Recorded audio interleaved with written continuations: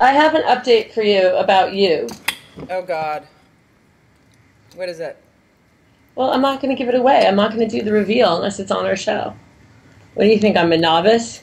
We're recording. Oh, we are? Well, I just want to say I want to welcome everybody to the first episode of 2011. Wake up and get real. It's almost June. It took us 6 months to get it together.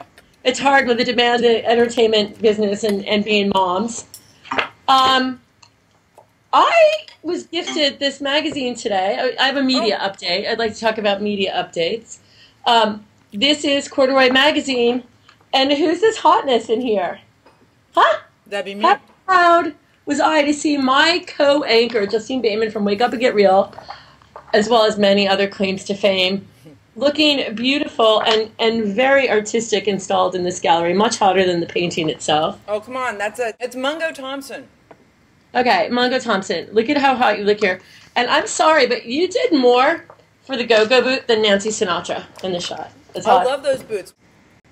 I'm also wearing boots on the cover of my new book. Kelly, those are awesome. Does everybody have this book now? Come on. Only 6 I months can't till get into Christmas. it. I'm very famous in Toronto. That's all I have to say. I'm the Jerry Lewis of Toronto. And so I'm happy to be here at the Four Seasons Hotel and being treated well. And seeing my best friend being treated so well. But it was not so easy. I was almost arrested. And I know that we are going to talk about this today because I'm very upset about the airlines. I was almost arrested by the TSA at Newark Airport. Unlike you, I don't think it's funny. I don't think it's funny to be pat down. And there's something going on, and I want to share it with our viewers because I think it's very important. Okay. So they're the old school body scanners where you just walk through and there's somebody waiting there and it's either a green light or a red light. But now they have these octagonal kind of spaceship machines, which are body scanners, which are radiation and X-ray, and they also can see your body. Which, I don't know, your body's a little nicer than mine, so I guess you think it's funny. I think it's not so funny. I won't go in those. On many levels. I won't go in it either. And you have a constitutional right to decline it. Now, I've been traveling for 3 weeks straight. I've been in 14 cities on this normal Get You Nowhere book tour. When you decline the body scanner, I'm like Dave Letterman now, I use a pencil. You decline the body scanner, they yell out and they start to humiliate you and make an example of you. So they go, decline, security, body scan, female agent. I got upset and I said, I want you to give me a reason why you let these 50 people go, all from other countries, not even American people. Here I am in my own country. What have I done to have this level of humiliation? Ma'am, I can do whatever I want. I'm a federal agency. Well, they moved me over, and I said to them, you know, you're going to regret this. I have a talk show called Wake Up and Get Real with Justine Bateman, and I'm a contributor on Dr. Phil, and I write for the Huffington Post. And you know what? You're not going to get away with this, Crystal Carroll, and then her ID number. And then she said, are you threatening me? And I said, no, that's a promise. I'm going to do something about this, my talk show. And my passport was taken away from me. They took my passport away. And as I became concerned that I wasn't going to make my flight to come to Toronto, the woman said, oh, that's too bad. You should have thought about that before you refused the body scan. Now you're just going to have to sit here and wait. Whoa. And they didn't do a pat down? Oh, yes, they did a pat down, but that's when things got worse. Because at that point, I said, you know, you're pathetic. You're like a prison officer. And this is like Oz for really lame chicks. And you and I have nothing in common. And she said, spread your legs, put your palms out. And then I decided to deflect and look toward the floor and kind of like inwardly and pretend that it wasn't going on. And she was like, ma'am, you need to look at me when I speak to you. I said, where does that say that? And then I was like, I'd like to put my sweater back on. My shirt is sheer. You can see through my shirt. And she said, that's too bad. You should have thought about that before you came. Oh. That sounds like her catchphrase. Well, then afterward, after all of this humiliation, they went when they took my passport away.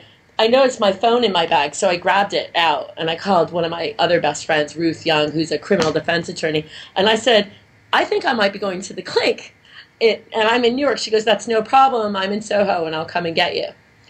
So when they came back, they said I could go, and then I said, well, where's my computer? They said, I don't know. We might have misplaced it.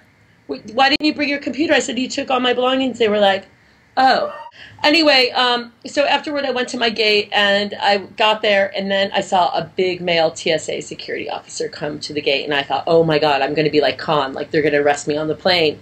So I called my friend again. I said, listen, I think I'm going to get popped. Then I was like, I should get arrested. This will be the best thing for my book. It's done great things for Lilo. It's done really good things for other people. Charlie Sheen has never had so many Twitter followers. Maria Shriver is exploding. I should have a little controversy. And then I was sad that I didn't, like, push it into sixth gear, you know? I feel like I let myself down. Oh, don't be hard on yourself.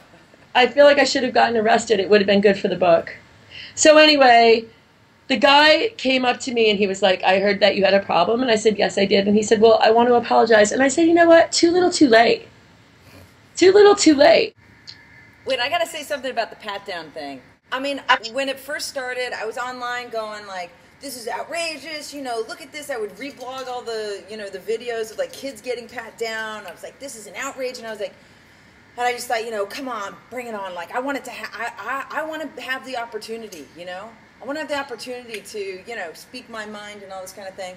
And so on my flight, I forget if it was to New York or from New York. Okay, so I'm there to go through the metal detector. And then they, I don't know, just a random reason, I don't know.